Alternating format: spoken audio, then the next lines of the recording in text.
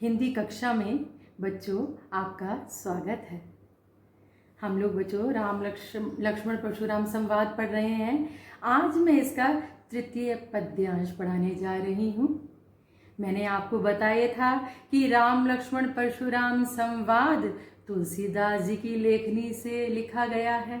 तुलसीदास जी ने रामचरितमानस जो उनका महाकाव्य उसके बाल कांड के अंतर्गत यह पद्यांश रचित है।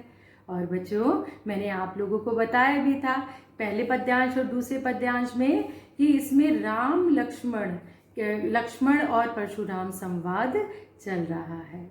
वास्तव में पढ़ते ही कितना मन भाव विभोर होता है।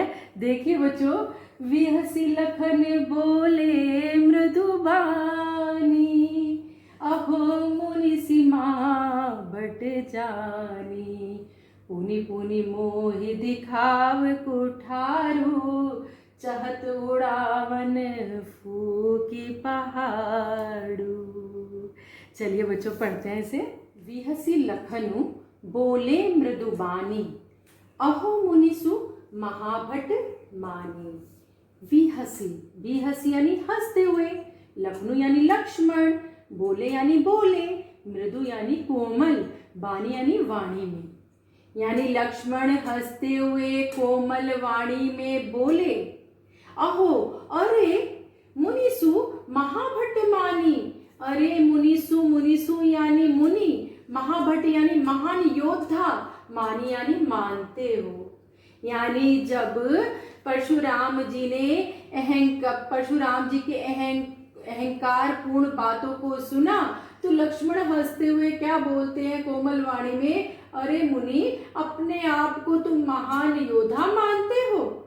पुनि पुनि मोहि दिखाव कुठारो, पुनि पुनि यानी बार बार, मोहि यानी मुझे, दिखाव यानी दिखाते हो, कुठारो यानी कुल्हाड़ा सा, यानी फरसा जो दिखा रहे थे ना, ये कुल्हाड़ा सा, यानी बार बार तुम मुझे ये कुल्हाड़ा दिखाते हो। चाहत उड़ावन फूकी पहाड़ू, ऐसा लगता है कि जैसे आप फूकी यानी फूक से पहाड़ू यानी पहाड़ को उड़ावे यानी उड़ा दे। यहाँ यानी यहाँ कुम्हड़ बतिया, ये कुम्हड़ बतिया जो आया ये बच्चों एक कुम्हड़े का छोटा सा फल होता है ना। काशी फल की एक बेल होती है ना, ये उसके लिए आया है। कऊ यानी कोई, नहीं यानी नहीं। लक्ष्मण जी कहते हैं कि यहाँ कोई कुम्हड़ बतिया यानी काशी फल की यानी कुम्हड़े का जो छोटा सा फल होता है वो ये कोई बेल तो है नहीं उसकी। जे तर्जनी देखी मरी जाई, जे तर्जनी यानी ये पहली उंगली का नाम है। जे तर्जनी देखी मरी जाई, जो तुम्हारी तर्जनी को देखी यानी देखते ही मर जाएगा, मुरझा जाएगा। यानी थोड़ा सा बच्चों बताऊं, यहाँ पर जब लक्ष्मण जी कहते हैं कि यहाँ कुमड़ बतिया कोहुनाए, ये जो कुमड़ बतिया शब्द आया है ये काशी फल की जो बेल होती है। जब यहाँ पर देखो तर्जनी शब्द भी आया हुआ है। तर्जनी किसके लिए आया हुआ है? ये बच्चों हमारी जो ये पहली उंगली होती है इसको हम तर्जनी बोलते हैं, है ना। सबके नाम है, नाम बताओ। अच्छा देखो क्या क्या नाम है। पहली उंगली है हमारी ये तर्जनी कहलाती है, जो दूसरी उंगली है ये मध्यमा है, ठीक है। और ये जो तीसरी उंगली है ये हमारी बच्चों मालूम है क्या कहलाती है?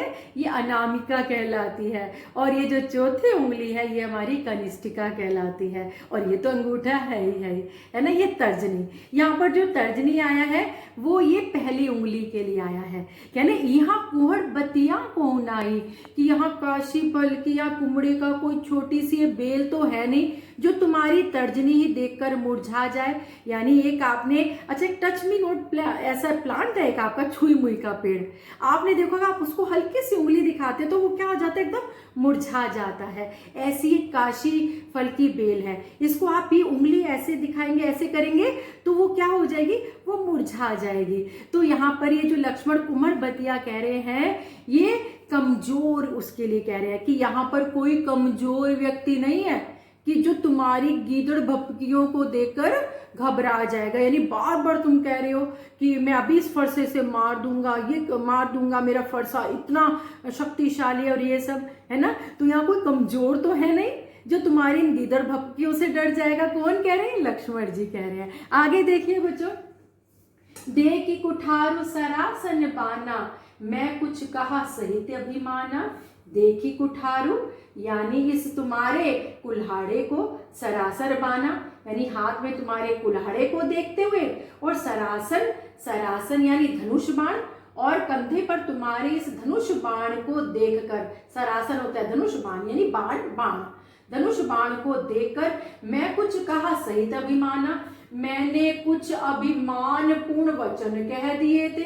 कौन कह रहे हैं? लक्ष्मण जी कह रहे हैं कि यहाँ कोई कुमड़े का पौधा नहीं है, कि बेल नहीं है जो तुम्हारी तर्जनी को देखकर मुरझा जाए, और ये तुम्हारा जो हाथ में कुल्हाड़ा है और तुमने कंधे पर ये जो धनुष बाण धारण किया हुआ है, इसको देखते हुए मैंने कुछ अभिमानपूर्ण वचन कह दिए। लेकिन भृगुसुत समुझि जनेऊ बिलोकी, लेकिन भृगु, भृगु यानी भृगु वंश में उत्पन्न हुए यानी पुत्र समझकर, ब्राह्मण पुत्र समझकर, और जनेऊ, इस जनेऊ यानी ब्राह्मण क्या धारण करते हैं? जनेऊ धारण करते हैं, जनेऊ उसके लिए आया है, और तुमने ये जो जनेऊ धारण किया हुआ है इसको देखकर जो कुछ कहूँ सहो रिस रोकी, जो कुछ कहा मैंने, जो तुमने जो कुछ भी कहा सहो मैंने सहन कर लिया। यानी भृगुसुत ब्राह्मण पुत्र समझकर उस जनेऊ को देखकर तुमने जो कुछ कहा मैंने सहन कर लिया।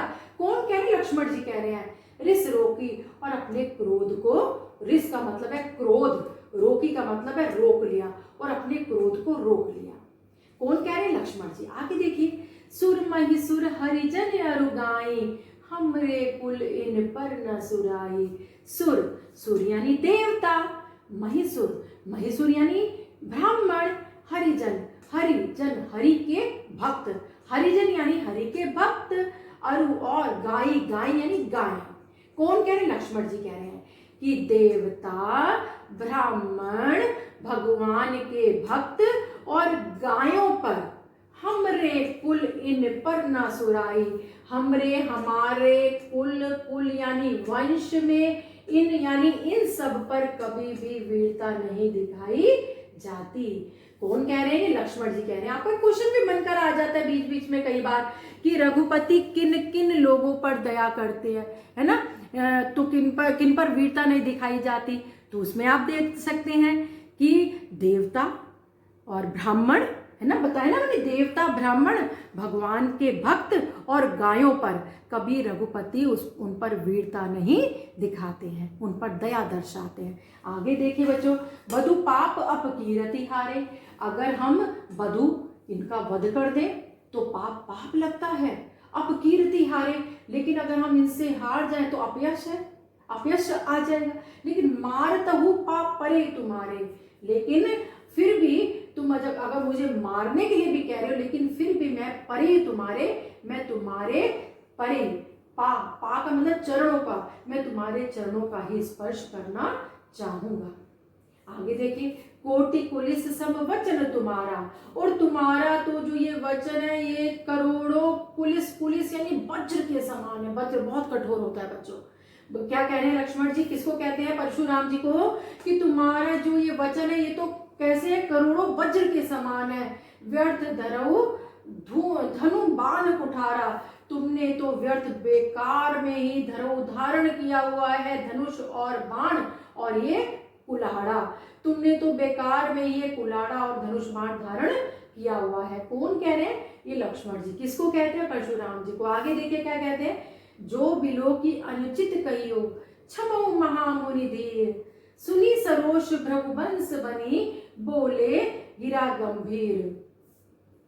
जो बिलोकी अनुचित कहियो, जो बिलोकी यानी यहाँ पर लक्ष्मण जी कहते हैं, क्षमो महामुनि, माहे महामुनि, अगर कुछ मैंने अनुचित कह दिया है इसको देखकर आप मुझे क्षमा कर दो, क्षमा कर दो।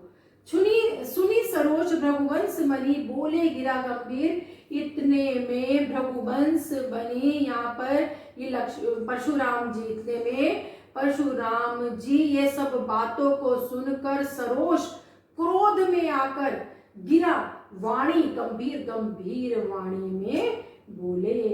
इतने में परशुराम इन लक्ष्मण की बातों को सुनकर क्रोध में आकर गंभीर वाणी में बोले। बच्चों, वही आपका भाषा अवधी भाषा है और ये सारी चौपाइयां हैं और ये हमारा दोहा छंद है। आ गया समझ में? धन्यवाद।